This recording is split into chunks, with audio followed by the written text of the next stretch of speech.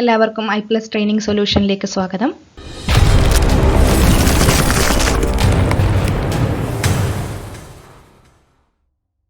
ഇന്നത്തെ സെഷനിൽ നമ്മൾ ഡിസ്കസ് ചെയ്യാൻ പോകുന്നത് പൊളിറ്റിക്കൽ സയൻസിന്റെ PYQs ആണ്, അതായത് പ്രീവിയസ് ഇയർ ക്വസ്റ്റ്യൻസ് ആണ്.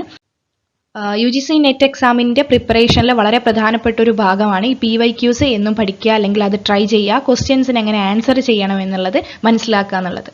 ഓക്കെ, നമുക്ക് ഒന്നാമത്തെ ക്വസ്റ്റ്യനിലേക്ക് പോവാം. ഒന്നാമത്തെ ക്വസ്റ്റ്യൻ എന്ന് പറയുന്നത് rational choice theory's impact on public administration has been strongly felt in the areas such as organization behavior, local government, public service delivery, theory of democratic administration. അതായത് public administration പാർട്ടിൽ നിന്ന് ചോദിച്ചിട്ടുള്ള ഒരു ചോദ്യമാണ്. അതിൽ തന്നെ റാഷണൽ ചോയ്സ് തിയറിയെ സംബന്ധിച്ചിട്ടുള്ള ഒരു ക്വസ്റ്റ്യൻ ആണ്. അപ്പോൾ റാഷണൽ ചോയ്സ് തിയറി എന്താണെന്നുള്ളത് നമുക്ക് മനസ്സിലാവണം.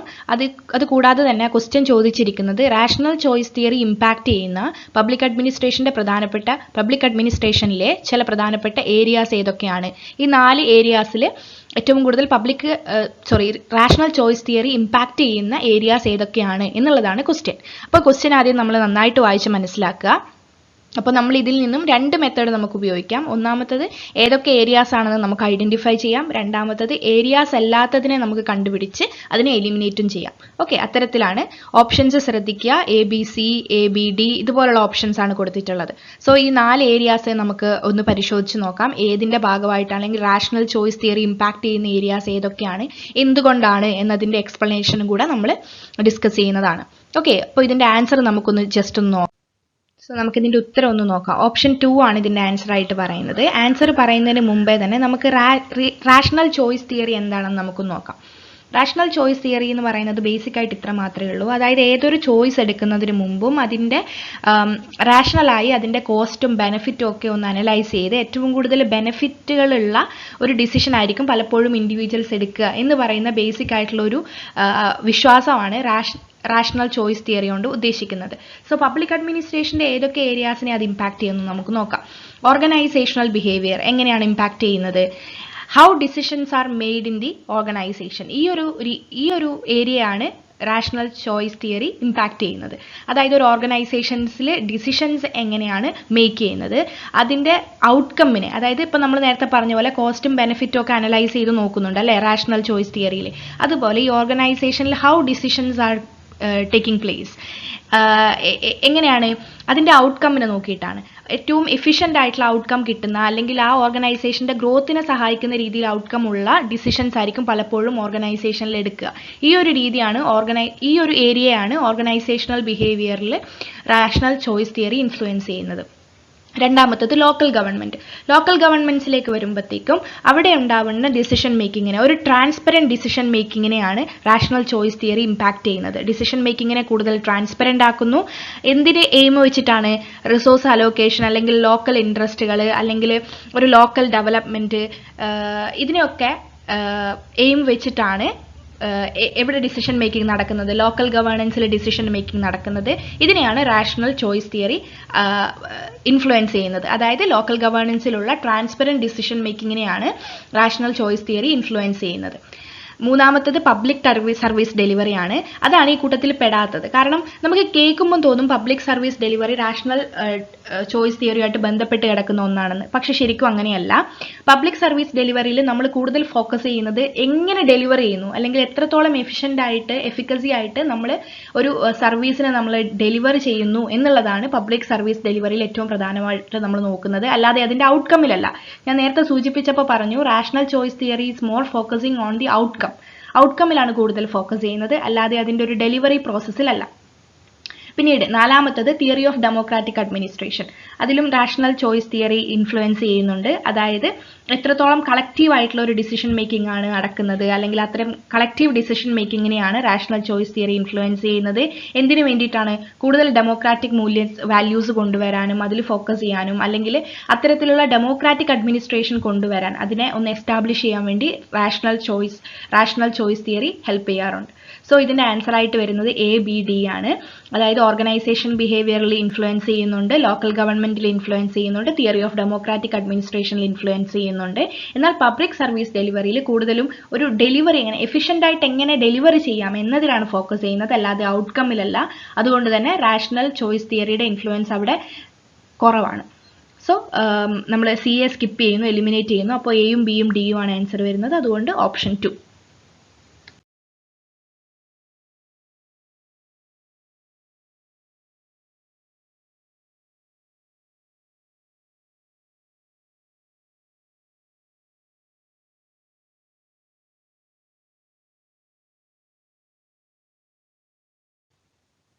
നമുക്ക് രണ്ടാമത്തെ ചോദ്യത്തിലേക്ക് പോകാം. രണ്ടാമത്തെ ചോദ്യം എന്ന് പറയുന്നത് which of the following statement is not correct about constitutionalism എന്നുള്ളതാണ് രണ്ടാമത്തെ ചോദ്യം. First one totalitarian government, second one responsible government, third one limited government, fourth one constitutional monarchy. So ഇതിൽ ആൻസർ ചെയ്യുന്നതിന് മുമ്പ് നമ്മൾ എന്ത് മനസ്സിലാക്കേണ്ടി വരും? ഈ ഒരു ക്വസ്റ്റ്യൻ ആൻസർ ചെയ്യുന്നതിന് വേണ്ടിയിട്ട് എന്താണ് കോൺസ്റ്റിറ്റ്യൂഷണലിസം എന്ന് നമ്മൾ മനസ്സിലാക്കേണ്ടി വരും അല്ലേ? അപ്പോൾ നമുക്ക് കോൺസ്റ്റിറ്റ്യൂഷണലിസം എന്താണെന്ന് നോക്കാം. അതായത് ഒരു പർട്ടിക്കുലർ സിസ്റ്റമോ അല്ലെങ്കിൽ ഒരു ഗവൺമെന്റോ ഒരു കോൺസ്റ്റിറ്റ്യൂഷനെ ബേസ് ചെയ്താണ് അത് പ്രവർത്തിക്കുന്നതെങ്കിൽ നമ്മൾ അതിനെ എന്താണ് പറയുന്നത്? കോൺസ്റ്റിറ്റ്യൂഷണൽ ഗവൺമെന്റ് എന്നാണ് പറയുന്നത് അല്ലേ? അപ്പം ഒരു പർട്ടിക്കുലർ സിസ്റ്റമോ അല്ലെങ്കിൽ ഗവൺമെന്റോ കോൺസ്റ്റിറ്റ്യൂഷനിലെ values, civil rights, citizens rights, checks and balances ഇതുപോലുള്ള കോൺസ്റ്റിറ്റ്യൂഷണൽ വാല്യൂസിനനുസരിച്ച് പ്രവർത്തിക്കുമ്പോൾ നമുക്ക് എന്ത് പറയാം? അവിടെ കോൺസ്റ്റിറ്റ്യൂഷണലിസം ഉണ്ട്, അല്ലെങ്കിൽ ആ ഗവൺമെന്റ് കോൺസ്റ്റിറ്റ്യൂഷണലിസം അപ്ഹോൾഡ് ചെയ്യുന്നുണ്ട്. സോ അങ്ങനെ കോൺസ്റ്റിറ്റ്യൂഷണലിസം അപ്ഹോൾഡ് ചെയ്യുന്നുണ്ട് എന്ന് നമ്മൾ പറയണമെങ്കിൽ അവിടെ ശക്തമായിട്ടുള്ള ഒരു കോൺസ്റ്റിറ്റ്യൂഷൻ ഉണ്ടായിരിക്കണം. ഉണ്ടായാൽ മാത്രം പോരാ, ആ കോൺസ്റ്റിറ്റ്യൂഷൻ അനുസരിച്ചിട്ടായിരിക്കണം ആ ഗവൺമെന്റ് വർക്ക് ചെയ്യുന്നത് അല്ലെങ്കിൽ റൺ ചെയ്യുന്നത്. ഓക്കെ, സോ നമ്മൾ കണ്ടിട്ടുള്ള ക്വസ്റ്റ്യനിലുള്ള ഗവൺമെന്റ്സ്, അതായത് totalitarian government, responsible government, limited government, constitutional monarchy, ഇതിൽ റെസ്പോൺസിബിൾ ഗവൺമെന്റ് എന്താണ്? ഒരു എക്സിക്യൂട്ടീവ് ലെജിസ്ലേച്ചറിന്റെ മുകളിൽ റെസ്പോൺസിബിൾ ആവുമ്പോഴാണ് നമ്മൾ ആ ഗവൺമെന്റിനെ റെസ്പോൺസിബിൾ ഗവൺമെന്റ് എന്ന് പറയുന്നത് അല്ലേ?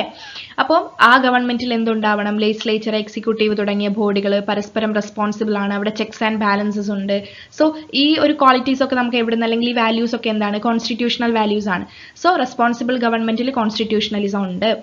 മൂന്നാമത്തത് ലിമിറ്റഡ് ഗവൺമെന്റ്. ലിമിറ്റഡ് ഗവൺമെന്റ് സ്റ്റേറ്റിന് കമ്പാരിറ്റീവ്ലി പവർ കുറയുന്ന ഒരു സിസ്റ്റത്തെയാണ് നമ്മൾ ലിമിറ്റഡ് ഗവൺമെന്റ് എന്ന് പറയുന്നത്. പക്ഷേ അവിടെ ലിമിറ്റഡ് ആണെങ്കിൽ പോലും അവിടെ ഒരു കോൺസ്റ്റിറ്റ്യൂഷൻ ഉണ്ട്, കൃത്യമായിട്ട് ഗവൺമെന്റിന്റെ പവേഴ്സ് ഡിഫൈൻ ചെയ്യപ്പെട്ടിട്ടുണ്ട്. സോ അത്തരത്തിലുള്ള റൂൾ ഓഫ് ലോ ഉണ്ട്.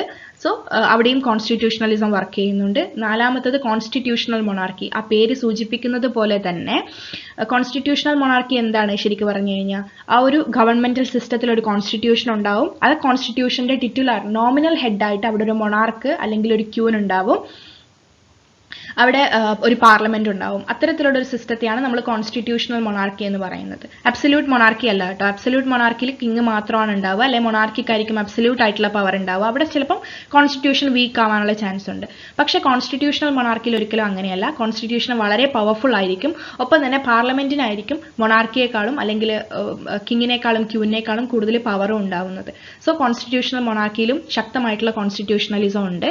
പക്ഷേ നമ്മൾ ആദ്യത്തെ ഓപ്ഷൻ നോക്കുക, ടോട്ടാലിറ്റേറിയൻ ഗവൺമെന്റ്. അതാണ് ഇതിന്റെ ആൻസർ ആയിട്ട് വരുന്നത്. എന്തുകൊണ്ടാണ് ആൻസർ ആയിട്ട് വരുന്നത്? ടോട്ടാലിറ്റേറിയൻ ഗവൺമെന്റ് എന്ന് പറയുന്ന ഒരു സിസ്റ്റം, അവിടെ ഒരു അബ്സല്യൂട്ടിക് ഡെസ്പോട്ട് ഉണ്ടാവും. ഒന്നിക്കൽ ഒരു ലീഡർ ആയിരിക്കും, അല്ലെങ്കിൽ പർട്ടിക്കുലർ ഐഡിയ ആയിരിക്കും, അല്ലെങ്കിൽ ഒരു റിലീജിയൻ ആയിരിക്കും. സോ അല്ലെങ്കിൽ ഒരു ഐഡിയോളജി ആയിരിക്കും. സോ ഇതിന്റെ ഒരു ഭയങ്കര ഡെസ്പോട്ടിക് അല്ലെങ്കിൽ ഒരു ഭയങ്കര ഡോമിനൻസ് ആയിരിക്കും. അവിടെ കോൺസ്റ്റിറ്റ്യൂഷൻ ഉണ്ടാവാം അല്ലെങ്കിൽ ഉണ്ടാവാതിരിക്കാം. ഉണ്ടെങ്കിൽ പോലും വളരെ വീക്ക് ആയിരിക്കും. അതിന്റെ മൂല്യങ്ങളൊന്നും കൃത്യമായിട്ട് ഫോളോ ചെയ്യപ്പെടുന്നുണ്ടാവില്ല. ചിലപ്പോൾ സിവിൽ റൈറ്റ്സും സിറ്റിസൺസ് റൈറ്റ്സും ഒന്നും ചിലപ്പം കൃത്യമായിട്ട് ഫോളോ ചെയ്യപ്പെടുന്നുണ്ടാവില്ല. അങ്ങനെയുള്ള സിസ്റ്റങ്ങളെയാണ് നമ്മൾ ടോട്ടാലിറ്റേറിയൻ ഗവൺമെന്റുകൾ എന്ന് പറയുന്നത്. ഓക്കെ, സോ ടോട്ടാലിറ്റേറിയൻ ഗവൺമെന്റിലാണ് എന്തില്ലാത്തത്? കോൺസ്റ്റിറ്റ്യൂഷണലിസം വർക്ക് ചെയ്യാത്തത്. സോ അതാണ് സെക്കൻഡ് ക്വസ്റ്റ്യന്റെ ആൻസർ ആയിട്ട് വരുന്നത്. കോൺസ്റ്റിറ്റ്യൂഷനുമായിട്ട് ബന്ധപ്പെട്ടിട്ട്, കോൺസ്റ്റിറ്റ്യൂഷണലിസവുമായിട്ട് ബന്ധപ്പെട്ടിട്ട് കറക്റ്റ് അല്ലാത്ത സ്റ്റേറ്റ്മെന്റ് അല്ലെങ്കിൽ കറക്റ്റ് അല്ലാത്ത ഗവൺമെന്റ് ടോട്ടാലിറ്റേറിയൻ ഗവൺമെന്റ് ആണ്. ക്വസ്റ്റ്യൻ നമ്പർ 3 നോക്കാം. അത് മാച്ച് ദ ലിസ്റ്റ് ആണ്. അതായത് ടേബിളിൽ ഒന്നാമത്തെ ടേബിളിൽ കുറച്ച് സ്റ്റേറ്റ്മെന്റുകൾ തന്നിട്ടുണ്ട്, രണ്ടാമത്തെ ടേബിളിൽ കുറച്ച് തിങ്കേഴ്സിന്റെ പേര് തന്നിട്ടുണ്ട്. സോ നമ്മൾ ആര് എന്ത് സ്റ്റേറ്റ്മെന്റ് പറഞ്ഞു എന്നുള്ള രീതിയിൽ ചേരുംപടി ചേർക്കാണ് വേണ്ടത്. ഒന്നാമത്തെ സ്റ്റേറ്റ്മെന്റ് നമുക്ക് നോക്കാം. The will is free when it ends are its own so that it is self determining. അതായത് ഇതൊരു ട്രൂ ഫ്രീഡത്തെ കുറിച്ചിട്ടുള്ള ഒരു സ്റ്റേറ്റ്മെന്റ് ആണ്. ഇത് ആര് പറഞ്ഞു എന്നാണ് നമുക്ക് കണ്ടുപിടിക്കേണ്ടത്. നമുക്ക് ആ സ്റ്റേറ്റ്മെന്റ് ഒന്ന് ഡീകോഡ് ചെയ്ത് നോക്കാം. എന്താണ് അവർ ആക്ച്വലി ഉദ്ദേശിക്കുന്നത്? ഒരു ട്രൂ ഫ്രീഡം എന്ന് പറയുന്നത് നമ്മുടെ ലക്ഷ്യങ്ങളും നമ്മുടെ ഓപ്ഷൻസും അല്ലെങ്കിൽ നമ്മുടെ ചോയ്സസും ഒക്കെ നമ്മൾ തന്നെ ഡിറ്റർമൈൻ ചെയ്യുമ്പോഴാണ്, അല്ലെങ്കിൽ നമുക്ക് തന്നെ അത് ചൂസ് ചെയ്യാൻ പറ്റുമ്പോഴാണ് എന്നാണ് ആ സ്റ്റേറ്റ്മെന്റ് ഡീറ്റെയിൽ ആയിട്ട് മീൻ ചെയ്യുന്നത്, സിമ്പിൾ ആയിട്ട് മീൻ ചെയ്യുന്നത്. ഓക്കെ, ഈ ഒരു ട്രൂ ഫ്രീഡത്തെ കുറിച്ചുള്ള സ്റ്റേറ്റ്മെന്റ് പറഞ്ഞിട്ടുള്ളത് ആരാണ്? നമ്മൾ ലെഫ്റ്റ് സൈഡിലേക്ക് നോക്കുമ്പോൾ അറിയാം. ഇതിൽ അത് പറഞ്ഞിട്ടുള്ളത് ഹെഗലാണ്. ഓക്കെ, ഹെഗലാണ് ഈ ഒരു കൺസെപ്റ്റ്, അതായത് സെൽഫ് റിയലൈസേഷൻ, ഹെഗലിന്റെ സെൽഫ് റിയലൈസേഷൻ എന്ന് പറയുന്ന കൺസെപ്റ്റുമായിട്ട് ബന്ധപ്പെട്ടിട്ടുള്ള ഒരു സ്റ്റേറ്റ്മെന്റ് ആണ് എ എന്ന് പറയുന്ന സ്റ്റേറ്റ്മെന്റ്. രണ്ടാമത്തെ സ്റ്റേറ്റ്മെന്റ് നോക്കുക, it is the consent and not the need which makes the government legitimate. അതായത് ഒരു ലെജിറ്റിമേറ്റ് ഗവൺമെന്റിന് വേണ്ടത് കൺസെന്റ് ആണ്, ഒരിക്കലും ഒരു ഗവൺമെന്റ് ഒരു നീഡിൽ നിന്ന് ഉണ്ടാവുന്ന ഒന്നല്ല, നേരെ മറിച്ച് ജനങ്ങളുടെ കൺസെന്റോട് കൂടിയാണ് ഒരു ലെജിറ്റിമേറ്റ് ഗവൺമെന്റ് ഉണ്ടാവുന്നത് എന്നാണ് രണ്ടാമത്തെ സ്റ്റേറ്റ്മെന്റ് പറയുന്നത്. ഈ ഒരു കൺസെപ്റ്റ് പറഞ്ഞിട്ടുള്ളത് ആരാണ്? ഈ ഒരു കൺസെപ്റ്റ് പറഞ്ഞിട്ടുള്ളത് one of the social contractualist thinkers ആണ്. സോഷ്യൽ കോൺട്രാക്ട് തിയറി എല്ലാവർക്കും വളരെ ഫെമിലിയർ ആയിരിക്കും. ഹോബ്സ്, ലോക്ക്, റൂസോ, ഈ 3 പേരാണ് സോഷ്യൽ കോൺട്രാക്ട് തിയറിസ്റ്റുകൾ എന്നറിയപ്പെടുന്നത്. ഇതിൽ തന്നെ വളരെ പ്രധാനപ്പെട്ട ഒരു തിയറിസ്റ്റ് ആണ് ഇത് പറഞ്ഞിട്ടുള്ളത്. നമ്മൾ ലെഫ്റ്റ് സൈഡിലേക്ക് നോക്കുമ്പോൾ അതിൽ 2 പ്രധാനപ്പെട്ട സോഷ്യൽ കോൺട്രാക്ട് തിയറിസ്റ്റുകളുടെ പേരുണ്ട്, റൂസോയും ഉണ്ട്, ലോക്കും ഉണ്ട്. സോ ഇതിൽ രണ്ടിൽ ആരോ ഒരാളാണ് ഈ ഒരു സ്റ്റേറ്റ്മെന്റ് പറഞ്ഞിരിക്കുന്നത്. സോ ഈ ലെജിറ്റിമേറ്റ് ഗവൺമെന്റിനെ കുറിച്ചും കൺസെന്റിനെ കുറിച്ചിട്ടൊക്കെ പറഞ്ഞിട്ടുള്ള സോഷ്യൽ കോൺട്രാക്ച്വലിസ്റ്റ് തിങ്കർ ലോക്കാണ്, ജോൺ ലോക്കാണ്. സോ ബി എന്ന് പറയുന്ന സ്റ്റേറ്റ്മെന്റ് പറഞ്ഞിട്ടുള്ളത് ജോൺ ലോക്കാണ്. മൂന്നാമത്തത് സി എന്ന് പറയുന്ന statement, virtue is indispensable to the citizen and state. അതായത് ഒരു സ്റ്റേറ്റിന്റെയും ഒരു സിറ്റിസണെയും ഏറ്റവും പ്രധാനപ്പെട്ട ഒരു പാർട്ട് വെർച്യൂ ആണ്. അതായത് ഒരു സ്റ്റേറ്റിന്റെ സ്റ്റെബിലിറ്റി ഒക്കെ നിർണ്ണയിക്കുന്നത് സിറ്റിസൺസിന് ഉണ്ടാവുന്ന വെർച്യൂവും അവർക്കുണ്ടാവുന്ന ഡിസിപ്ലിനും ഒക്കെയാണെന്നാണ് ഈ ഒരു സ്റ്റേറ്റ്മെന്റ് പറയുന്നത്. ഈ തരത്തിൽ സ്റ്റേറ്റിന്റെയും സിറ്റിസണിന്റെയും വെർച്യൂവിനെ കുറിച്ച് പറഞ്ഞിട്ടുള്ള ഒരു തിങ്കർ ആരാണ്? മാക്കിവെല്ലിയാണ് ഈ ഒരു വെർച്യൂവിനെ കുറിച്ചിട്ട്, സ്റ്റേറ്റിന്റെയും സിറ്റിസൺസിന്റെയും വെർച്യൂവിനെ കുറിച്ചിട്ട് പറഞ്ഞിട്ടുള്ള തിങ്കർ. സോ സി എന്ന് പറയുന്നത് തേർഡ് ആണ് അതിന്റെ ഓപ്ഷൻ ആയിട്ട് വരാം. D, men naturally good in the moral sense. ഇത്തരത്തിൽ മനുഷ്യൻ നാച്ചുറലി ഗുഡാണ് അല്ലെങ്കിൽ അവൻ മോറലി ഗുഡാണ് എന്ന് പറഞ്ഞിട്ടുള്ളത് റൂസോ ആണ്, ജെ റൂസോ. അദ്ദേഹത്തിന്റെ സോഷ്യൽ കോൺട്രാക്ട് തിയറിയിലാണ് അദ്ദേഹം ഹ്യൂമൻ നേച്ചറിനെ കുറിച്ചിട്ട് ഇങ്ങനെ ഒരു സ്റ്റേറ്റ്മെന്റ് പറയുന്നത്. നേരെ മറിച്ച് ഹോബ്സ് എന്താണ് പറഞ്ഞിട്ടുള്ളത്? മെൻ എന്ന് പറയുന്നത് നാസ്റ്റി, ബ്രൂട്ടിഷ് ആൻഡ് ഷോർട്ട് എന്നാണ് പറയുന്നത്. വളരെ ക്രൂരനായിട്ടുള്ള ഒരാളായിരുന്നു സ്റ്റേറ്റ് ഓഫ് നേച്ചറിലെ മെൻ എന്നാണ് പറയുന്നത്. പക്ഷേ റൂസോ പറയുന്നത് സ്റ്റേറ്റ് ഓഫ് നേച്ചറിലെ മെൻ വളരെ നല്ലൊരു മനുഷ്യനായിരുന്നു എന്നാണ്. സോ ഇത്തരത്തിലാണ് ഈ സ്റ്റേറ്റ്മെന്റുകൾ ജോയിൻ ചെയ്യപ്പെടുന്നത്. ഓപ്ഷൻസ് നിങ്ങൾക്ക് കാണാവുന്നതേ ഉള്ളൂ. അപ്പോൾ നിങ്ങൾക്ക് ആ ഓപ്ഷൻ കാണാവുന്നതാണ്. A1, B4, C3, D2 ആയിട്ടാണ് വരുന്നത്. അതിൻ്റെ എക്സ്പ്ലനേഷൻസ് കൊടുത്തിട്ടുണ്ട്, എങ്ങനെയാണ് അത് വരുന്നത് എന്നുള്ളത് നമ്മൾ ഓൾറെഡി അത് എക്സ്പ്ലെയിൻ ചെയ്ത് കഴിയുകയും ചെയ്തു. ഓക്കെ, നാലാമത്തെ ക്വസ്റ്റ്യനിലേക്ക് നമുക്ക് പോവാം. നാലാമത്തെ question, who has given the concept of iron law of oligarchy. താഴെ പറയുന്നതിൽ ഏത് തിങ്കറിന്റെ കൺസെപ്റ്റാണ് അയൺ ലോ ഓഫ് ഒളിഗാർക്കി എന്ന് പറയുന്നത്? അപ്പോൾ അതിന്റെ ആൻസർ വരുന്നത് ഓപ്ഷൻ ഡി ആണ്. റോബർട്ട് മൈക്കിൾസിന്റെ കൺസെപ്റ്റ് ആണ് ഈ അയൺ ലോ ഓഫ് ഒളിഗാർക്കി എന്ന് പറയുന്നത്. അദ്ദേഹത്തിന്റെ sociological study of the oligarchical tendencies of modern democracy എന്ന് പറയുന്ന ഒരു പുസ്തകത്തിലാണ് അദ്ദേഹം ഇതിനെക്കുറിച്ച് മെൻഷൻ ചെയ്തിട്ടുള്ളത്. അപ്പം ആരാണ് റോബർട്ട് മൈക്കിൾസ്? നമുക്ക് എക്സ്പ്ലെയിൻ ചെയ്യാം. അതായത് പൊളിറ്റിക്കൽ സയൻസിൽ എലൈറ്റ് തിയറി എന്ന് പറയുന്ന ഒരു സെക്ഷൻ ഉണ്ട്, സെക്ഷൻ ഓഫ് തിയറീസ് ഉണ്ട്. ഒരുപാട് തിങ്കേഴ്സ് എലൈറ്റ് തിയറിസ്റ്റുകളായിട്ടുണ്ട്. അവർ എലൈറ്റ് തിയറികളെ വിവിധ വശങ്ങളെ കുറിച്ചിട്ട് ഡീറ്റെയിൽ ആയിട്ട് പഠിച്ചിട്ടുണ്ട്. അത്തരത്തിലുള്ള ഒരു ആളാണ് റോബർട്ട് മൈക്കിൾസ് എന്ന് പറയുന്നത്. ഇത്തരത്തിൽ തന്നെ ഗെയ്റ്റാനോ മോസ്ക, വിൽഫ്രെഡോ പാരറ്റോ, ഇങ്ങനെ ഒരുപാട് എലൈറ്റ് തിങ്കേഴ്സ് ഉണ്ട്. അതിന്റെ കൂട്ടത്തിലാണ് റോബർട്ട് മൈക്കിൾസ് വരുന്നത്. റോബർട്ട് മൈക്കിൾസ് കൂടുതലും പൊളിറ്റിക്കൽ പാർട്ടീസിനെ കുറിച്ചിട്ട് പഠിക്കുകയും കൂടെ ചെയ്തിട്ടുള്ള ഒരു തിങ്കറാണ്. ഓക്കെ, സോ ഈ റോബർട്ട് മൈക്കിൾസിന്റെ അയൺ ലോ ഓഫ് ഒളിഗാർക്കി എന്ന് പറയുന്ന കൺസെപ്റ്റ് എന്താണെന്ന് പറഞ്ഞു കഴിഞ്ഞാൽ, അദ്ദേഹം പറയുന്നത് ഏതൊരു ഓർഗനൈസേഷനും ആയിക്കോട്ടെ, ഫോർമലോ ഇൻഫോർമലോ ഏതൊരു ഓർഗനൈസേഷനും ആയിക്കോട്ടെ, ഡെമോക്രാറ്റിക് ആയിക്കോട്ടെ, അതായത് എത്ര വേണമെങ്കിലും ഡെമോക്രാറ്റിക് ആണെന്ന് അവർ പറഞ്ഞോട്ടെ, അല്ലെങ്കിൽ നോൺ ഡെമോക്രാറ്റിക് ആയിക്കോട്ടെ, എന്തോ ആയിക്കോട്ടെ, ഏതൊരു ഓർഗനൈസേഷൻ ആയിക്കോട്ടെ, എത്രത്തോളം ഡെമോക്രാറ്റിക്കും ആയിക്കോട്ടെ, എങ്കിൽ പോലും ഒരു സെർട്ടൈൻ പോയിന്റ് ഓഫ് ടൈം കഴിഞ്ഞു കഴിഞ്ഞാൽ അതിനൊരു ഒളിഗാർക്കിക് ടെൻഡൻസി വരും. അതായത് ഈ പർട്ടിക്കുലർ ഓർഗനൈസേഷനിലെ പവറുകൾ മുഴുവൻ ഒരു പർട്ടിക്കുലർ സെന്ററിലേക്ക് അല്ലെങ്കിൽ ഒരു പർട്ടിക്കുലർ പോയിന്റിലേക്ക് സെന്റേർഡ് ചെയ്യപ്പെടും, അല്ലെങ്കിൽ അവിടെ കോൺസെൻട്രേറ്റ് ചെയ്യപ്പെടും. ഈ ഒരു പർട്ടിക്കുലർ സെന്റർ പിന്നീട് ഒരു ഒളിഗാർക്കിക് ടെൻഡൻസിയിലേക്ക് പോകും. നമുക്ക് ചുരുക്കി പറഞ്ഞു കഴിഞ്ഞാൽ ഈ ഒരു സെന്റർ എലൈറ്റുകളാവും എന്ന് വേണമെങ്കിൽ നമുക്ക് പറയാം. അതായത് ഒരു ഓർഗനൈസേഷൻ എത്രത്തോളം ഡെമോക്രാറ്റിക് ആയിട്ട് അത് സ്റ്റാർട്ട് ചെയ്താലും after some point of time ആ ഓർഗനൈസേഷന്റെ മുഴുവൻ പവറും ഒരു പർട്ടിക്കുലർ കുറച്ച് ഗ്രൂപ്പുകളിലേക്കോ അല്ലെങ്കിൽ ഒരു പർട്ടിക്കുലർ ആൾക്കാരിലേക്കോ ചുരുങ്ങി അതിന്റെ പവർ മുഴുവൻ ഒരു പർട്ടിക്കുലർ പോയിന്റിലേക്ക് കോൺസെൻട്രേറ്റ് ചെയ്യപ്പെടും. അങ്ങനെ അതൊരു ഒളിഗാർക്കിക് ടെൻഡൻസിയിലേക്ക് ഇവഞ്ച്വലി മാറും. ഇത് യൂണിവേഴ്സൽ ആയിട്ട് ഇങ്ങനെയാണ്. എത്ര ഡെമോക്രാറ്റിക് ആയിട്ട് സ്റ്റാർട്ട് ചെയ്താലും ഓർഗനൈസേഷൻ ക്രമേണ ഒരു ഒളിഗാർക്കിയിലേക്ക് മാറും. അതായത് കുറച്ച് പേര് റൂൾ ചെയ്യുന്ന രീതിയിലേക്ക് മാറും എന്നുള്ളതാണ് റോബർട്ട് മൈക്കിൾസിന്റെ അയൺ ലോ ഓഫ് ഒളിഗാർക്കി എന്ന് പറയുന്നത്. അതായത് അതൊരു അയൺ ലോ ആണ്, അതൊരിക്കലും മാറാൻ പോകുന്നില്ല. ഇവഞ്ച്വലി അത് ഒളിഗാർക്കിയിലേക്ക് മാറും. എത്ര ഡെമോക്രാറ്റിക് ആയാലും ഒരു ഓർഗനൈസേഷൻ ഇവഞ്ച്വലി ഒളിഗാർക്കിയിലേക്ക് മാറും. ഈ ഒരു കൺസെപ്റ്റാണ് റോബർട്ട് മൈക്കൽസിന്റെ അയൺ ലോ ഓഫ് ഒളിഗാർക്കി എന്ന് പറയുന്നത്. അദ്ദേഹത്തിന്റെ പുസ്തകങ്ങൾ sociological study of political parties എന്നുള്ള പുസ്തകം ആലോചിക്കുക, പിന്നെ അയൺ ലോ ഓഫ് ഒളിഗാർക്കി എന്ന് പറയുന്ന പോയിന്റും ആലോചിക്കുക. അദ്ദേഹം ഒരു എലൈറ്റ് തിങ്കർ ആണെന്നുള്ള കാര്യവും എലൈറ്റ് തിയറിസ്റ്റ് ആണെന്നുള്ള കാര്യവും ചിന്തിക്കുക, ഓർമ്മിച്ച് വെക്കുക. ഇതാണ് ഈ ഒരു ക്വസ്റ്റിനെ കുറിച്ചിട്ട് പറയാനുള്ളത്.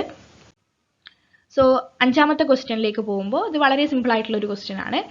What do political parties, pressure groups, public opinion, popular movements have in common? ഈ ഒരു 4 കാര്യങ്ങളിലും എന്താണ് കോമൺ ആയിട്ടുള്ള ഫീച്ചർ? അതിൽ 4 ഫീച്ചേഴ്സ് കൊടുത്തിട്ടുണ്ട് ഓപ്ഷൻസ് ആയിട്ട്. Formal organisation of power, informal organisation of power, helping the governments of the day in governance, existing only in democracies.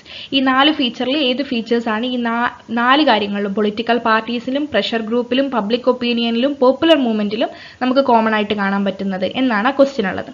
അപ്പോൾ നമുക്ക് ഓരോ ഓപ്ഷൻസ് ആയിട്ട് പരിഗണിച്ച് നോക്കാം. ഫോർമൽ ഓർഗനൈസേഷൻ ഓഫ് പവർ ആണോ? അല്ല, ഒരിക്കലും അല്ല. പ്രഷർ ഗ്രൂപ്പ്സ് ഒന്നും ഫോർമൽ ഓർഗനൈസേഷൻ ഓഫ് പവർ അല്ല.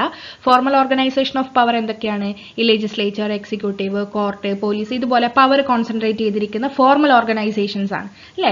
അതിലൊന്നും പ്രഷർ ഗ്രൂപ്പ്സും പബ്ലിക് ഒപ്പീനിയൻ ഒന്നും വരത്തില്ല.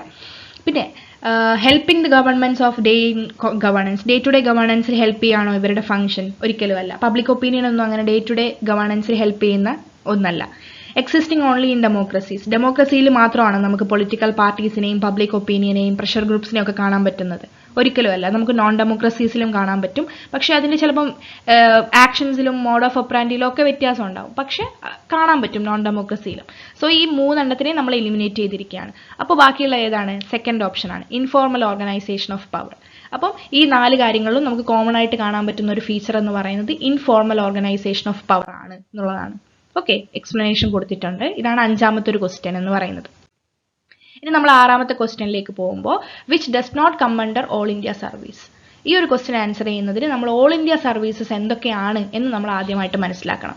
നമ്മുടെ കോൺസ്റ്റിറ്റ്യൂഷൻ പ്രകാരം, ഇന്ത്യൻ കോൺസ്റ്റിറ്റ്യൂഷൻ പ്രകാരം 3 സർവീസസ് ആണ് ഓൾ ഇന്ത്യ സർവീസസിന്റെ കാറ്റഗറിയിൽ പെടുത്തിയിരിക്കുന്നത്. ഇന്ത്യൻ അഡ്മിനിസ്ട്രേറ്റീവ് സർവീസ് ആദ്യം തന്നെ, IAS, Indian police service IPS, പിന്നീട് ഇന്ത്യൻ ഫോറസ്റ്റ് സർവീസ് ആണ്. ഓക്കെ, ഇതും ഫോറിൻ സർവീസുമായിട്ട് പലർക്കും മാറിപ്പോവും. പക്ഷെ അങ്ങനെ മാറാൻ പാടില്ല. കോൺസ്റ്റിറ്റ്യൂഷൻ പ്രകാരം ഓൾ ഇന്ത്യ സർവീസസിൽ 3 സർവീസസ് ആണുള്ളത്.